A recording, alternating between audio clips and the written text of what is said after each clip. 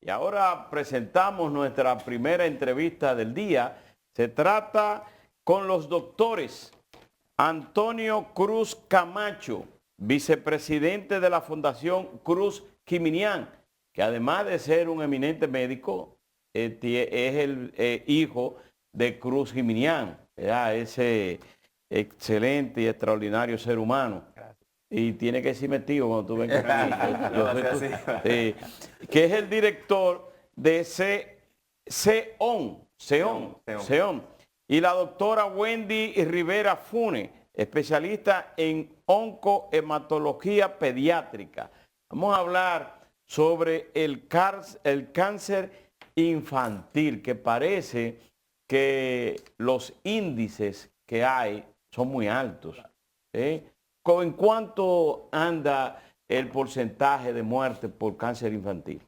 Bueno, aproximadamente ya se encuentra por 90.000. 90.000. Sí, a nivel mundial se diagnostican por año 250.000. De esos 250.000 niños, 90.000 son dominicanos. Sí, la principal, en los lugares donde más muertes suceden, en países subdesarrollados. Entonces, alrededor de ese rango ya. Ustedes desarrollaron una actividad ahora en febrero pasado, a propósito del Día del Cáncer, ¿no? Sí. ¿Qué hicieron? ¿Cuál es la experiencia que vivieron? Mira, nosotros como todos, bueno, casi muchas personas no tienen conocimiento de que el 15 de febrero se celebra el Día del Conocimiento del Cáncer Infantil. Entonces, nosotros como una unidad oncológica, que somos un equipo de varios médicos oncólogos, hicimos charlas en los colegios públicos, en la cual con la colaboración del Ministerio de Educación y los distritos, realizamos charlas interactivas, en la cual la doctora pudo realizar y explicar a los niños mayores de 10 años en adelante, pudo explicarle cómo los niños pueden decirle a su padre o avisarle cualquier signo de alarma, porque es sumamente fácil de tú tratar de saber si hay algún problema o no, pero el problema es que los padres no tienen el conocimiento porque no se le da el gran importancia o no se le da las charlas informativas a los padres de cómo saber, porque por ejemplo si mi hijo tiene una fiebre sin ningún tipo de razón por más de una semana, ya eso es un signo de alarma que yo debo estar preocupado, o si mi hijo baja de peso, tampoco sin ningún tipo de razón, o muchísimos síntomas que me da a mí una preocupación o una alerta para saber qué es lo que tiene mi hijo. Entonces, ya nosotros, como dice la doctora, como somos un país subdesarrollado, y por eso es que los niveles están muy altos a nivel de cáncer infantil, eso es porque ya nosotros esperamos, en primer lugar, no tiene la facilidad de poder ir a una consulta oncológica pediátrica para diagnosticarlo a tiempo. Tampoco tenemos tal vez los diagnósticos asequibles para los usuarios. Doctora, estos casos, ¿dónde se pueden ubicar con más frecuencia? ¿En sectores bajos de la población, económicamente bajos? ¿Sectores medios, altos, o no hay distingo de cualquier persona? Y segundo, ¿pueden haber rastros congénitos para que un niño pueda salir con, digamos, con leucemia? Sí, puede presentarse en cualquier población. Okay. Los lugares donde más asisten es los centros donde tienen mayor atención, por ejemplo, en el Robert Rick Cabral. Existen otros centros como el Instituto Oncológico Dr. Heriberto Peter, también el Rosemilia. Todos estos hospitales reciben pacientes oncológicos. Pero en el caso del cáncer de la leucemia, que es una de las... es el más frecuente. El más frecuente. Sí, pero ¿qué otro tipo de cáncer padecen los niños en la República Dominicana? Sí, el principal es la leucemia linfoblástica aguda. Seguida de la leucemia están los tumores del sistema nervioso central. Para tener una idea que la población, ¿de qué se trata ese cáncer Bien. Que usted acaba de señalar? Sí, la leucemia se trata de una enfermedad en la sangre, para que me entiendan mejor, de los glóbulos blancos. ¿Qué sucede? Hay una alteración de esas células, se multiplican de manera descontrolada. Entonces, donde se forma, que es la médula ósea, en vez de producir células normales, glóbulos blancos normales, se mandan esas células inmaduras al torrente sanguíneo, a diferentes órganos del cuerpo. Entonces se desarrolla lo que es la enfermedad. Y comúnmente el otro tipo de cáncer que usted mencionó, sí, con los un nombre tumores ahí científico, traduce, vamos a traducir. Sí, vamos a aplatanarlo, como dicen. Bueno, son los tumores que suceden en el cerebro. Ya se refiere a tumores del sistema nervioso central. Pueden afectar el cerebro, la médula espinal, dependiendo la célula que se encuentre en el cerebro alterada. Entonces, el segundo lugar lo van a ocupar ese tipo de tumores. Y aquí en República Dominicana van asociados a las cifras que se encuentran en otros países, que me refiero al rango de ¿Qué otro frecuencia. tipo de cáncer se puede decir que afecta a los niños? Bien, eso depende del órgano. Principalmente la leucemia linfoblástica aguda, seguida de los tumores del sistema nervioso central, están los linfomas, que la gente le dice seca a veces cuando salen los ganglios y eso, que es muy importante porque eso era lo que recalcábamos en la charla que le estábamos dando, de que hay signos de alarma, como mencionaba el doctor, que deben darnos una alerta. ¿Para qué? Para que ese niño pueda llegar a tiempo al pediatra y el pediatra entonces referirlo. Los ganglios por lo regular producen fiebre. Bueno, va asociada la fiebre a ellos. ¿Por qué? Porque ellos son como los que están pendientes de algún proceso infeccioso o alguna alteración inmunológica en nuestro cuerpo. Ahora, Entonces ellos... Hay un rastro congénito en muchas de estos cánceres. Si usted preguntaba esa parte, le explicaba. Cuando se presenta puede ser un 10%, o sea que el 10% de que sea hereditario, de que lo hereden, solamente un 10%, pero sí se ha asociado a alteraciones en los cromosomas. Por ejemplo, translocaciones son muy frecuentes. El 70% en las leucemias puede causarse por una translocación, o sea que ese cromosoma sale en otro lugar. Ahora, y aunque no creo que sea un cáncer, pero sí es una enfermedad que puede, ¿qué tanto afecta a los niños la falsemia? Bueno, la falsemia es muy frecuente en nuestra raza. Sí. Sí, y no es cáncer como usted lo decía, sino que es una enfermedad del glóbulo rojo en el cual se pone en forma de media luna, un drepanocito. Entonces, es muy frecuente en nuestro medio, sí. Doctor. Pero hay muchos ciudadanos dominicanos, sobre todo muchos niños con esa afección. Se puede decir que un 40% de la población es falsémica. Puede ser. Podemos decir eso. En Robert Reed hay muchos niños internos. Hay una unidad incluso de falsemia. Y cada día va aumentando los casos de falsemia. Es igual que la diabetes, que va aumentando muy notoriamente los casos. Entonces hay que poner en atención a al país prácticamente, porque sí. O sea, en esos casos de falsemia, aunque no viene el tema de oncología, pero sí, por ejemplo, ya cuando una madre está embarazada, los ginecólogos siempre se enfocan en esa parte. Sí. Ya siempre se hace pruebas a los padres y a la madre para saber si ya el niño va a venir con ese tipo de falsemia. Con una acción preventiva. Exactamente. Bueno, yo creo que ustedes mencionan dos cosas vitales para la vida. Primero, el cerebro. Su misión básicamente es mantenernos vivos, es como el disco duro. El centro de mando. El centro de mando del organismo, y la sangre, que es el sistema de irrigación, y por eso nos contamina todo. Aparte de, uno popularmente conoce que el que tiene leucemia, siempre se le recomienda no tomar sol, no estar expuesto al sol. ¿Qué tratamiento por lo regular tiene un niño que no tiene a veces tanta conciencia de si puede tomar el sol, si salir o no salir? ¿Cómo controlar a un niño con leucemia? ¿Y qué tipo de tratamiento por lo regular se aplica? Sí, lo más importante es que nosotros le demos un estado de salud al niño lo mejor posible. Lo principal es lo que tiene que ver con el sol, a lo que usted refiere, es que hay horas en que el sol hace más daño. Por ejemplo, en horas de las 11 de la mañana, 2 de la tarde, 12 del mediodía, los rayos ultravioleta atraviesan más intensamente la piel, entonces puede relacionarse con cáncer de piel, por ejemplo. Pero en base a la leucemia, su tratamiento es a base de quimioterapia, dependiendo lo avanzada que esté, también pueden llevar radioterapia. Entonces, los cuidados con el niño con una leucemia es diferente a un niño que se encuentra en estado normal, o sea, que no esté enfermo. ¿Por qué? Porque al administrarse la quimioterapia y también estar su sistema inmunológico inmunosuprimido, o sea que sus defensas están bajas, debe ser un niño que nosotros debemos evitar de que tantos factores externos le afecten. Influyen en la... Claro, sí, porque Ahora, cualquier niño, proceso gripal lo afecta más rápido que a otro niño. Un niño que tenga la oportunidad de ser tratados temprano, es que hacer sus chequeos regulares desde que nace, ¿es fácil detectar cualquier enfermedad de esta o... Fácil detectarlo.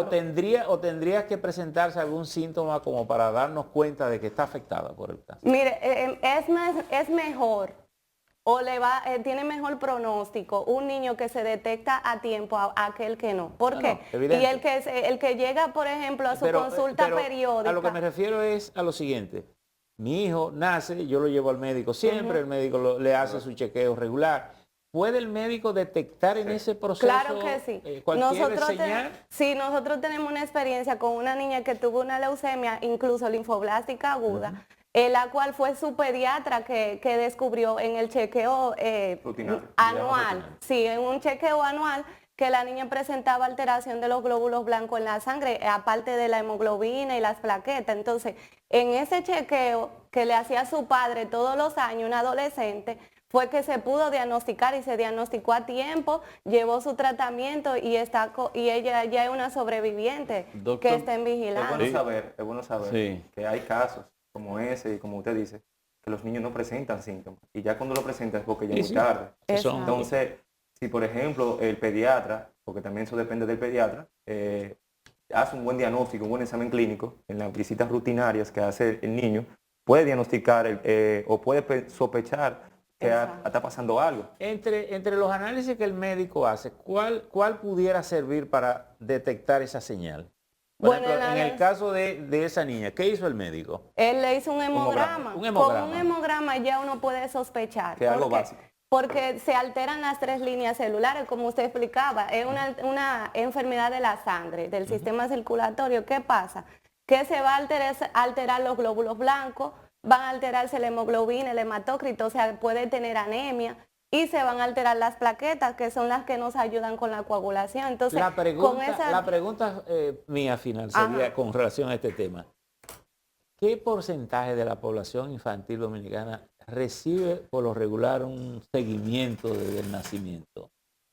¿O estamos en la mano de Dios? No, bueno. Mira, eso depende mucho porque, por ejemplo, ustedes saben que los médicos trabajamos prácticamente, y a nivel público, que ya eso ha mejorado mucho, trabajamos con lo que encontremos. Entonces, hay padres que lamentablemente no le llevan a sus hijos tampoco a su visita rutinaria. De niños sanos. A niños sanos. Por ejemplo, ellos esperan que su niño esté enfermo, porque nosotros los dominicanos principalmente vamos a los médicos cuando cuando tenemos algo. Pero nunca vamos... Cuando estamos en apuros. Cuando estamos en apuros, pero nunca vamos a visitas ya regular. Y eso no es una cultura que ya hemos creado en esa parte, que está mal, sí. Debemos entonces incentivar a los padres, a la población. Por ejemplo, ¿cómo se puede incentivar? Hay muchísimos métodos. Está la atención primaria, porque la atención primaria, al fin y al cabo, lo que hace es preventivo, salud preventiva. Exacto. Lo que te hace es visitas regular, te llama, te visita, te dice por qué no visitaste a tu médico cada cierto tiempo, porque hay un protocolo para eso. Ya nosotros utilizamos en los hospitales y clínicas, que por eso es que hay un colapso a nivel sanitario, porque nosotros vamos, cuando ya tenemos algún tipo de enfermedad, tenemos un dolor de cabeza, tenemos un dolor de estómago y vamos, por ejemplo, a un gastro, vamos a un neurólogo, pero sin embargo un médico familiar con una atención primaria nos pueden tratar eso y podemos bajar el colapso a nivel sanitario. La Fundación Cruz Giminián de tu padre, que es un hombre de un gran corazón, con una calidad humana resaltable y que hace esa labor social. En estos casos de niños con cáncer, ¿cuál es el papel que realizan tanto en la prevención como después cuando se detectan los diferentes tipos de cáncer? ¿En qué ayuda, en qué apoya? Nosotros tenemos una unidad, como se llama SEON, dentro de la Clínica Cruz Giminián, en la cual, gracias a la doctora, damos prácticamente consultas gratis ahí. Debido todavía no tenemos los códigos de aseguradora, pero sin embargo eso no ha sido un impedimento para nosotros dar las consultas. Entonces, como fundación, nosotros lo que estamos tratando es de enseñarle y también de explicarle a los padres, y no solo los padres, cualquier tipo de cáncer, nosotros tratamos de explicarle a los familiares cómo pueden detectar a tiempo este tipo de tumores. Y también, aparte de eso, tenemos jornadas gratis. Por ejemplo, la doctora, el día de su consulta, ella ve totalmente gratis los pacientes. Es decir, que no hay excusa para que una madre o un familiar no pueda visitar al médico porque no tenga recursos o no tenga seguro. El sistema de seguro no cubre ese tipo de dinámica. Sí le cubre, y principalmente el SENASA subsidiado. Por ejemplo, en el lugar, aparte de la clínica Dr. Cruz Jiménez, yo también laboro en el Instituto Oncológico Dr. Heriberto Peter. Y allá el 100% SENASA lo cubre. Y es el subsidiado que tiene la mayor la cantidad de población. Tú sabes que ayer precisamente con el caso de una paciente de cáncer, me enteré precisamente de eso, que SENASA está cubriendo exactamente el 100% para aquellos pacientes. Cubre los estudios, tanto en el caso del INCAR. El resto de las aseguradoras enriqueciéndose con el dinero de la gente. Bueno, yo no voy a hablar de ninguna aseguradora, pero el gobierno con paño tibio. Sí es bueno saber que la gente, cuando hablamos de SENASA subsidiado, la gente ya piensa que porque es gratis o no gratis, porque hay impuestos, pero porque uno le da facilidad por tener SENASA subsidiados a esas personas que no tienen facilidad para tener un seguro privado, creen que es un seguro bueno. Y sin embargo, el SENASA subsidiado es uno de los pocos seguros que cubre hasta una sangre. Ningún seguro prácticamente te cubre en sangre, que hoy en día es costoso. Aparte de eso, a nivel oncológico, te cubre todos los tratamientos y medicamentos que te pueden cubrir. O sea, quiere decir que el seguro es bueno. Sí, el seguro SENASA, y que además que se ha ampliado a toda la población. Todo ciudadano que trabaje o no trabaje, usted tiene su SENASA. ¿Se tiene alguna idea de qué parte de la población infantil puede estar afectada por este tipo de cáncer? Y si no infantil, ¿se tiene, digamos, alguna estadística universal de leucemia en el país? Sí, aquí en el país, como no hay un registro nacional, no tenemos específicamente un número, pero sí sabemos en cada centro donde se reciben los niños con cáncer de que el más frecuente es la leucemia linfoblástica aguda. Y otra cosa importante que cabe resaltar es que el cáncer no se previene, lo que sí se diagnostica a tiempo. Nosotros podemos hacer un diagnóstico ahí a tiempo, precoz, y darle un tratamiento a tiempo, pero de prevenirlo, no. Principalmente en los niños la causa es desconocida, aparte de que están las radiaciones ionizantes y otros factores que sí pueden. Y como usted explicaba anteriormente, que también si tiene que ver con algo genético, yo le explicaba que sí, que el 10% puede ser por herencia. ¿Puede haber alguna, no sé si hay o debiera haber, alguna orientación, por ejemplo, a los pediatras? Aunque diríamos, el que es médico probablemente lo sabe. Sin embargo, si no es mi especialidad como médico pediatra, a lo mejor yo lo que chequeo al niño en términos regulares. ¿Pudiera haber alguna orientación pediátrica como para que el médico siempre esté alerta ante alguna señal que pueda decir, mira, aquí hay un rasgo preocupante, que pueda mandarlo donde un especialista? ¿Se está haciendo eso aquí en el país? Sí, principalmente a través de la Sociedad Dominicana de Pediatría. Estamos ahora utilizando en el capítulo para poder dar más referencia a lo que son los signos y síntomas de alarma y otras medidas para que nuestros pacientes o los niños que padezcan de esta enfermedad lleguen a tiempo a la consulta, o sea, de que sea referido por su pediatra de manera precoz y así nosotros aumentar lo que es el pronóstico. Y una pregunta que no tiene que ver con cáncer, pero sí tiene que ver con los médicos y con los niños. La vacunación contra el COVID en la población infantil. ¿Qué le parece? ¿Ha sido correcta la decisión del gobierno o tiene algún...? Yo personalmente, no sé la doctora, yo antes de que se comenzara la jornada de vacunación de los niños, yo siempre estuve de acuerdo desde el momento que se abrieron las clases presenciales. Me acabaron mucho en esa parte, pero sí estuve de acuerdo y sí también apoyé la decisión que tomó en ese momento, en noviembre, la Asociación de Pediatría, que ellos lo que dicen es, cuando se juntó con el Ministerio de Salud Pública, que no es que no están de acuerdo, es que le dé un poco de tiempo para evidencia y esperar que por lo menos organismos internacionales como FDA lo aprueben. Exacto. Lo aprobaron y ya entonces se pusieron de acuerdo y ya gracias a eso se comenzó la jornada de vacunación que yo participé. Y eso es correcto, porque no era hacer una prueba, es como usar conejillos de indio. Y en la Cruz Jiménez están yendo muchos niños a vacunarse. No lo tenemos porque ellos especialmente se enfocaron a vacunar dentro de las escuelas, claro, con autorización de los padres, firmado, un conocimiento informado. O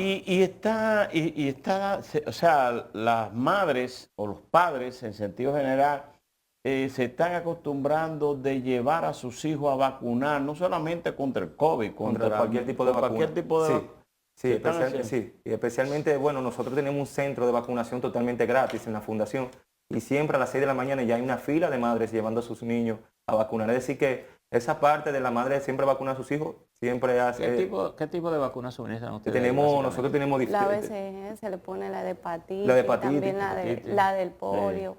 Todas esas vacunas, desde que el niño nace hasta allá. La del TB, o sea, hay un esquema por meses y allá se pone totalmente gratis ese tipo de esquema. Ustedes que han estado en la dinámica de los servicios médicos, ahora hay una mesa para discutiendo el tema de la seguridad social. ¿Cuáles son los puntos, cuáles son las enseñanzas que ustedes tienen? Porque aquí hay que decir cuáles son las señales que le dice de cosas que hay que cambiar para la dinámica médica. Bueno, nosotros tenemos un proceso, por ejemplo, ahora en alto costo, que ellos son los que cubren aquellos medicamentos que son de un costo que no es asequible para la población. De medicina de 400,000 pesos. Exactamente, nosotros hemos tenido pacientes que necesitan un medicamento que tiene un costo de un frasco, 250,000 pesos. ¿Qué pasa? Con la ayuda de alto costo se ha podido conseguir. Entonces, ese es uno de los puntos que nosotros tenemos clave, de que debemos agilizar ese proceso de que pueda ser asequible a las personas que no pueden conseguir el dinero para costearse un medicamento, por ejemplo, monoclonal, que son ya medicamentos que son una línea más alta. Me refiero a que ya la quimioterapia básica que uno utiliza en cualquiera del cáncer, que lo puede cubrir su seguro y los privados pueden cubrirlo un 80%. En esa parte donde sobrepasa ya y que tiene ese costo, como usted decía, que hay unos que hasta cuestan 400,000 pesos, de que alto costo asuma esa parte de que se reúna con las sociedades y aquellos medicamentos que son más altos. Usted plantea un tema interesante que pudiera encontrar salida. Por ejemplo, cada seguro básico tiene, por ejemplo, 1 millón de pesos para enfermedades catastróficas. Todos los ciudadanos que poseen esa tarjeta se supone que tienen 1 millón cada año por eso. Sin embargo, el sistema parece tener una inflexibilidad, como lo comprobamos en la pandemia. De pronto yo pasaba mi tarjeta y me decía, el seguro no te cubre una prueba que costaba 4.500 pesos. Le digo, pero yo tengo 1 millón de enfermedades catastróficas y yo no tengo un cáncer, yo no me estoy muriendo. O te dice, pasa la tarjeta, que me duele la oreja. No, la oreja no te la cubrimos, porque si te duele la nariz, te la cubro. Sí. Pero a mí no me duele la nariz, me duele la oreja, señor. Entonces, pudiera el sistema tener una flexibilidad para que el asegurado use su tarjeta en lo que él necesite. Y ahí pudiéramos decir, bueno, yo no tengo un cáncer, yo lo que tengo es una enfermedad, a lo mejor en el hígado, que si usted no me la ayuda a curármela, me puede dar un cáncer. En el hígado no, si estuviera en el estómago sí. Es lo que le he dicho a usted, no es el hígado, no, es en el estómago. Entonces, que cubrimos. Quizá una flexibilidad en esa lista cerrada, que es como una camisa de fuerza, donde te dice, esto sí, esto no, esto... Señor, pero lo que usted me dice que no, yo no lo tengo. Lo que usted me dice que sí es lo que tengo. Exacto. Yo entiendo que reuniéndose con los médicos, que somos los principales que recibimos este tipo de pacientes, la aseguradora, pueden llegar a tener la cobertura que el paciente necesite. Como usted decía, que no sea principalmente una enfermedad catastrófica, pero sí que sea una enfermedad que le esté afectando y que usted necesite la cobertura. Claro. Entiendo que haciéndose las reuniones podría ser. Bueno, pues muchas gracias por su participación. Gracias por venir con nosotros y gracias por el trabajo que hacen por los niños. Por los niños, sí. Pero a veces no, y disculpe, a veces tampoco no es culpa de la aseguradora, a veces también las clínicas no quieren contratar el precio que tiene la aseguradora. Por ejemplo, usted dice que va por una prueba de 4.500 pesos. Tal vez a mí no me conviene el precio que tenga X aseguradora. Y digo, ok, yo mejor prefiero que el paciente lo pague, porque tal vez el precio que tiene esa aseguradora es muy bajito y tal vez el costo. Pero ahora yo te diría una cosa, alto. un sistema se supone que tiene reglas. Sí, claro. Y si tú te metes a ser médico y a tener una clínica en un sistema, tú tienes que cumplir con Pero las el problema reglas. es que, Si no, pero ahí yo me voy a favor de la clínica. El problema es que la aseguradora no ve el costo que nosotros tuvimos que invertir y el costo que me cuesta hacer esa prueba, Bueno. porque ellos no tienen un precio que tal vez lo tiene una persona que tuvo la facilidad de adquirir. Bueno, muchísimas todas gracias. esas cosas se establecen sobre la base de una información cierta. Claro. Exacto. Vamos a despedir al doctor Antonio Cruz Camacho, vicepresidente de la Fundación Cruz Giminián y director del CEON en esta clínica, y la doctora Wendy Rivera Fune, ¿verdad? Así es, correcto. Sí, Fune, especialista en oncohematología pediátrica.